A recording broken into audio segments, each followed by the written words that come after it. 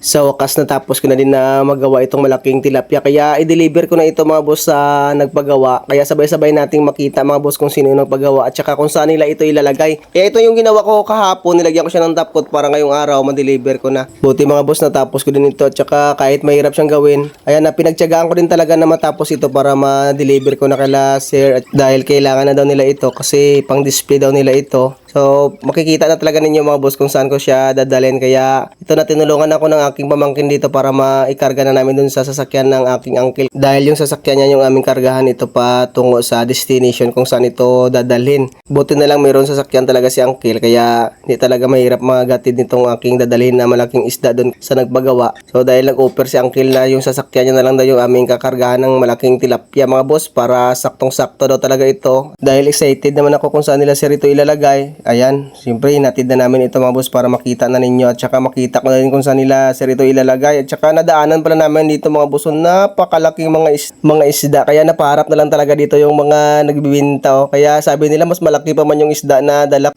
ko, kaya sabi nila malaki na yung isda na dala ko. Kaya ito dito sa unahan, meron din mga nagbibinta dito ng isda dito. Tsaka nadaanan din namin yung mga followers ko din dito mga boss, nakilala pala nila ako. Shoutout na, shoutout! Ito na pala yung destination namin mga boss kung saan ihati ditong malaking tilapia na ginawa ko. Ito na pala yung lugar ng Coronadal, South Cotabato, dahil malapit na yung Tinalak Festival mga boss. Ayan, dito namin ihati ditong ginawa ko na malaking tilapia. Tsaka naka-ready na din yung mga kubo nila dito mga boss. So, napakaganda talaga ng kanilang mga gawa na kubo yan, no? Dahil competition ito ng kubo mga boss. Itong dadalhin ko na tilapia mga boss, ayan, dito din yan siya dadalhin mga boss.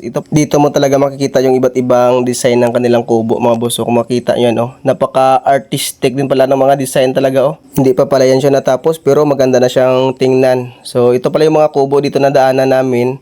At saka ito naman yung kubo na aming hatira ng malaking tilapia mga boss, represent from Lexibo, South Cotabato, yung lugar na maraming tilapia talaga, na matatabang tilapia mga boss. So ito na pala si sir mga boss. So, sa mga taga Lexibo, dira ako makalagaw man ta sa inyo, pati lawa man ta sang tilapia nyo, da nga matambok, charot lang. So ito na pala yung kanilang kubo mga boss. So, hindi pa siya tapos mga boss dahil hindi din basta-basta yung kanilang design. So ito na pala yung tilapia na ginawa ko mga boss, at saka ilalagay na yan siya dyan banda sa kanilang yung welcome Lexibo. At saka ito naman yung aking ginawa dito na lotus.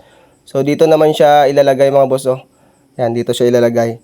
So, dyan. Bali, natagalan pa ko dito mga boss dahil dinagdagan ko pa ito. Pinatayo-tayo ko pa talaga siya para maging mukhang lotus. Kasi parang bulaklak kasi ang design niya. Kaya ito yung ginawa ko dito. Nagdala na ako ng mga, kung tawagin sa amin, suwak ng nyog para kung ano yung suggest nila sir na idadagdag pa. So, malalagyan ko talaga siya mga boss. So, ito na pala yung Lexibo mga boss, oh. Chemdol Lexibo. Bali dito sa baba niya mga boss, gagawin nila yan ng parang fish pan siya mga boss ba. Diyan ilalagay yung mga tilapia nila na buhay. At saka shoutout pala dito sa kanila mga boss. Viewers mga boss, itong malaking tilapia na ginawa ko dito ilalagay yung sa ginawa nila na mga Lexibo. Sa mga boss naman magawa ni Simon dyan, email lang James Advertising. Yan mga boss, yan nila mga boss. James Advertising, Coronadal.